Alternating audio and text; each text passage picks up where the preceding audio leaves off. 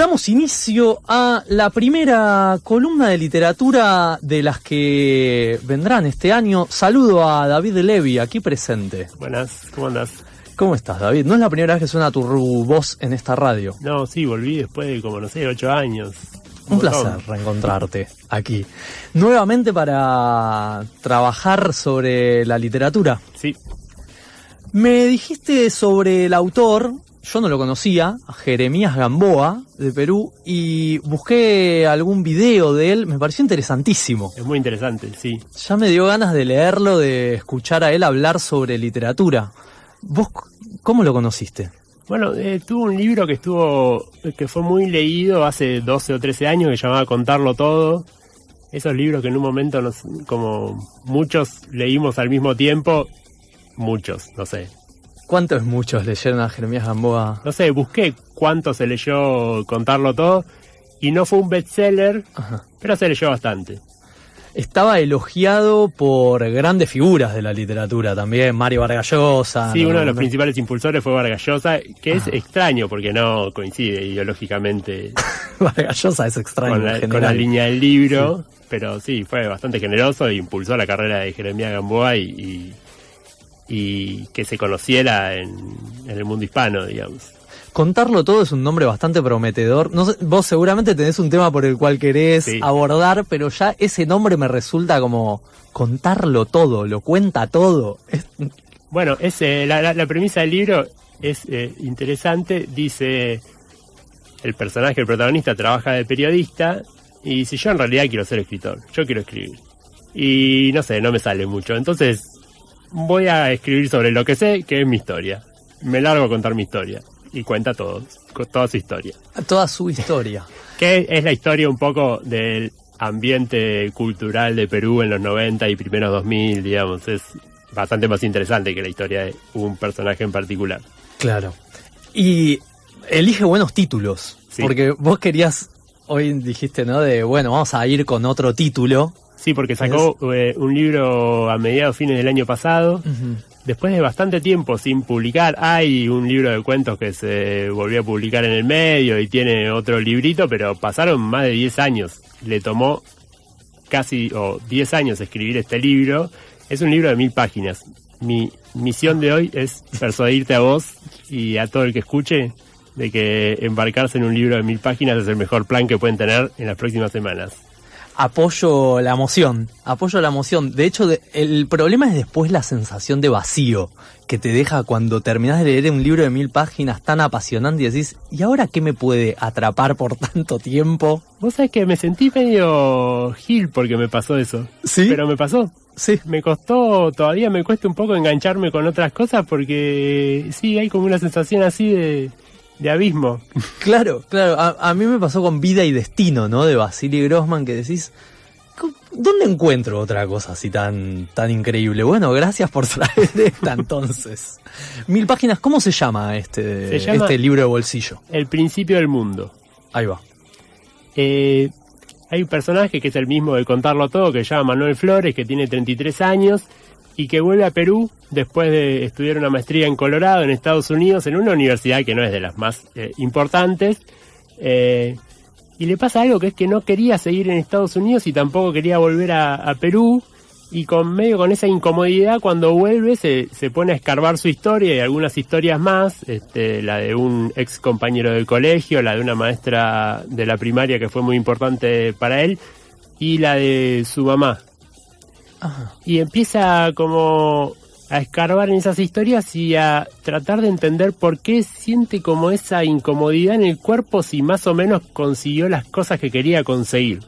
Ajá. Esto, o sea, más o menos autobiográfico. Sí, se supone que sí. Se supone. Ajá. Te importa poco igual en el libro. Los personajes están tan bien construidos que son reales más allá de si es biográfico o no es biográfico. Perfecto. Este personaje desde chico como que recibe un mandato familiar. No seas como nosotros, sé alguien, le dice la mamá. Y él, de origen muy humilde, que vive en un barrio periférico de Lima, ubica muy rápidamente que para un chico como él, la manera de ser alguien es estudiar. Estudiar con la disciplina de una gimnasta china, digamos, no estudiar un poquito. Se transforma entonces en una especie de buscador frenético de becas y así llega no solo a entrar, sino también a hacer toda la carrera de periodismo sin pagar en una de las universidades donde va la élite limeña, digamos, los hijos de la familia que no hablan de plata ni se preocupan por la plata porque la tuvieron, la tienen y la van a tener. Claro. ¿Vos cuánto sabes de Perú? Queda acá en Sudamérica. Me di cuenta mientras leía el libro de que sé muy poco de Perú y que peor todavía que no sabía que no sabía. Claro. Tenía como algunas imágenes sueltas, la gastronomía. Sí. Buena comida. Buena comida. Pirámides de incas. Tenía un recuerdo del lejano de Sendero Luminoso. Sendero Luminoso, claro. Me sonaba la combinación medio extraña de una economía estable y 5 presidentes en 2 años, no sé. Sí, nosotros tenemos un récord más importante, pero ellos lo sostienen duraderamente. Con un tesón maratónico, digamos. Lo nuestro fue una carrera de 100 metros, ellos... Sí, lo sostienen, son fondistas. Directamente el presidente de Perú, que no termina suicidado, termina preso, así siempre, y sin embargo la economía corre por otro carril. Se supone un presidente de un banco central que está hace 1000 años. Que maneja, bueno. Que un poco dicen queremos ser como Perú, algunos economistas de acá, ¿no? Claro. Sí. Y también está la cuestión de que son prácticamente el único país de Latinoamérica que no tiene pica con Argentina, digamos. Es verdad. No tenemos pica con Perú. Nos quieren. Sí. Y bueno, y José Carlos Mariátegui, un gran marxista. Sí. También. Pero no tenía mucha idea de qué eran los peruanos, de cuáles son los conflictos internos, de con qué sueñan, digamos, ¿no? La verdad yo no tenía mucha idea. Los temas del libro son... sobre todo el racismo y la desigualdad. Ahí va. La forma de racismo de las clases altas, a veces más disimulado y a veces más frontal, pero también la forma del racismo introyectado por los mestizos, ¿no? Y por las clases bajas. Pero si bien es interesante entender cómo se materializa el racismo y la discriminación, hay como algunos aspectos, sobre todo 3 cosas que me interesaron más del libro. La primera es el empuje narrativo que tiene. Son 1000 páginas que avanzan al ritmo de acción y acción y acción. No se demora en ningún momento, ni con una descripción para estirar, ni con alguna reflexión así que vos decís esto, hace 20 páginas que estoy leyendo esto. No, es empuje narrativo, sí, todo el tiempo. Y la novela tiene una estructura un poco singular para ser tan larga, porque está compuesta básicamente por 3 charlas que el protagonista tiene con distintos personajes. Una es con un ex compañero de la escuela que había sido muy amigo hasta que entró a la facultad. La segunda es con una maestra de los primeros años de colegio que era bastante particular porque pertenecía a una clase diferente a la de los estudiantes. Ajá. Una escuela pública ya en la época en la que el protagonista va a la escuela, que es el fin de los 80 o mediados de los 80. Ya la escuela pública está bastante desacreditada, o sea, ir a la escuela pública ya te pone muy por atrás en la carrera del ascenso social, digamos. No suena, ¿no? Sí. Y esta maestra era bastante especial porque era una maestra de clase acomodada, digamos. Uh-huh.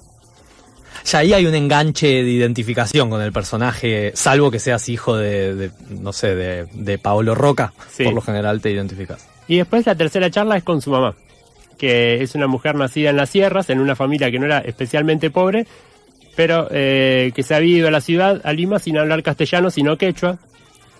Como antes se habían ido todas sus hermanas, porque su papá no la había dejado estudiar. Y la mamá del protagonista, cuando llega a Lima, como sus hermanas lo habían hecho antes, había trabajado como niñera, como empleada doméstica, en algunas casas donde la habían tratado bien y en algunas casas donde la habían tratado muy mal.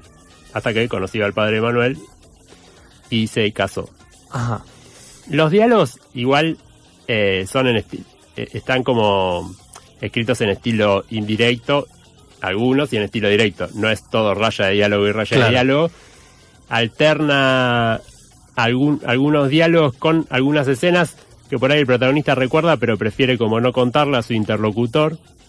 Pero la novela todo el tiempo es pura acción, pura narración.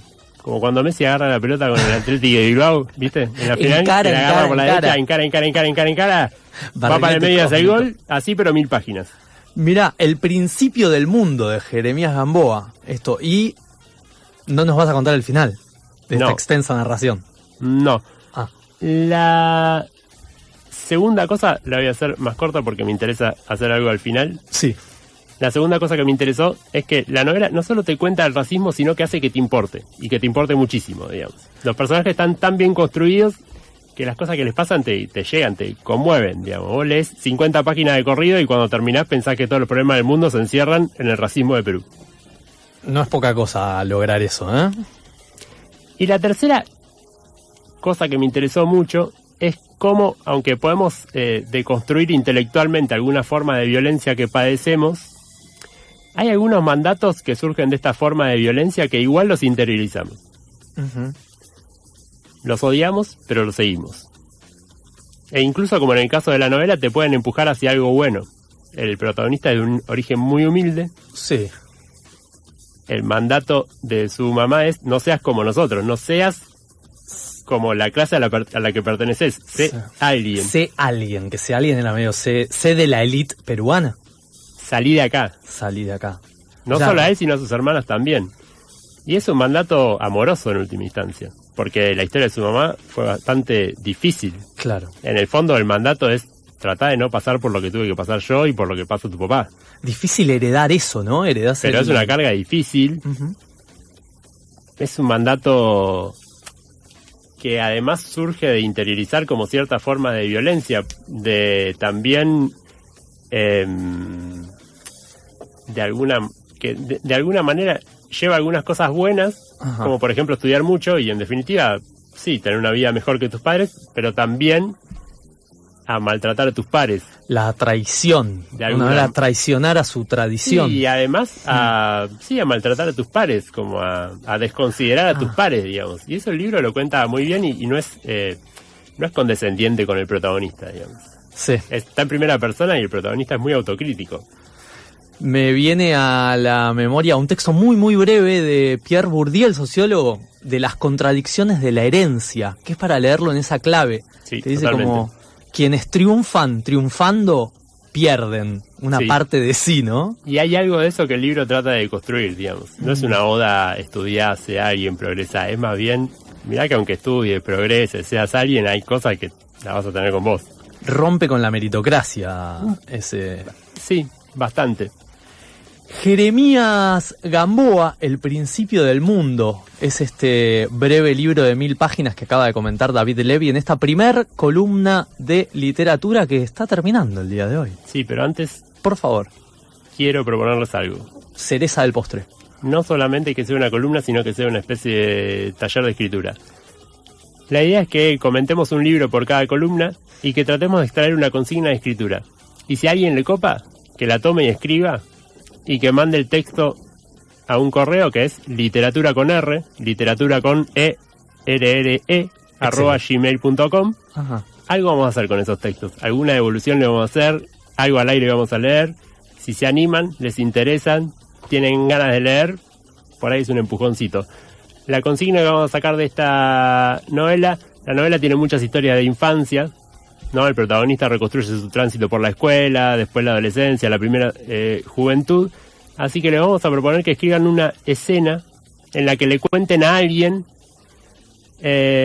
algo que les haya pasado en la infancia, que los haya marcado por algo. Preferentemente que haya originado real o ficticiamente algo que a ustedes los incomode, que les genere un dilema.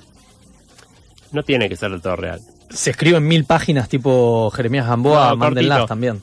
Ni siquiera tienen que escribir un principio y un final. Puede ser algo que está en el medio de otra cosa y que no lo manden, eso que está antes y después. Que extraigan una pequeña escenita, ¿no? Repetimos el correo, David. ¿A dónde mandan lo que escriben? Literatura con R, literatura con ERRE, @gmail.com. ¿No? Una escena donde haya un diálogo, que le cuenten a un personaje que esté incluido en el relato alguna escena de la infancia, algo que les haya originado a ustedes alguna característica que los incomode, que les genere cierto dilema. Compromiso asumido para la audiencia. Nos despedimos en Algo con R. Muchas gracias por esta columna, David. Gracias por el aire, gracias por el fuego. Nos reencontramos mañana a las 19 en Algo con R.